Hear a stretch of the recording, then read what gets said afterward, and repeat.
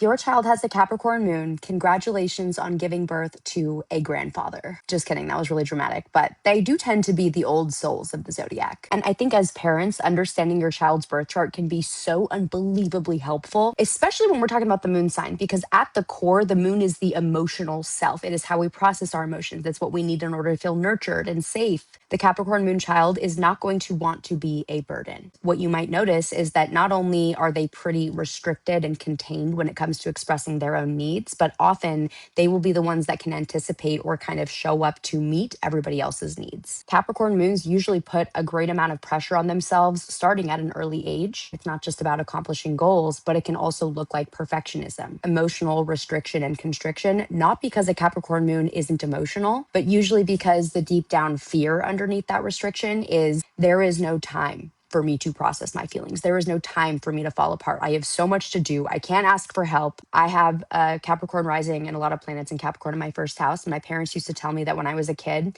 if I would drop something, let's say in my high chair, rather than start to cry and like wait for help, I would notice it, immediately put my hands over my eyes and cry quietly into my hands. Like my parents would have to pry my hands away to say, hey, look, don't worry, I picked it up, problem solved. And when I heard that story most recently, I was like, ooh, that Capricorn energy for sure. When you apply that sentiment to the moon, yeah, you might need to put in a little bit more effort showing up to meet your child's needs. The first step to that is helping them understand that their feelings or their needs are not a weakness, that they are not a burden. And I know that this is challenging, right? And no parent is always going to get everything right. But if your child comes to you and says, my stomach hurts, and you say, okay, hold on, I'm in the middle of something, that could land as a pretty profound rejection for them, or almost like confirmation that, oh, I'm a burden. I'm never going to ask again. Their propensity is going to be to withdraw, want to take responsibility for themselves, and certainly not lean on you too much. Validating effort, validating different things they do that have nothing to do with achievement. They need to understand that their worth or their worthiness of taking up space is not based on performance. I do think that Earth moons tend to prefer greater predictability in terms of routines, structure. So making big changes at the last minute, or surprise, we're doing this brand new thing that most kids would find so exciting. Obviously, depending on the child and the circumstance, that might actually create stress for the Capricorn moon, who wants to feel like they can depend on something or like they know what's expected of them. I also think that encouraging play for the sake of play is going to be so unbelievably helpful, because yes, the Capricorn moon child might be content not to play, or they might look at the things that their peers are doing at different ages and be like,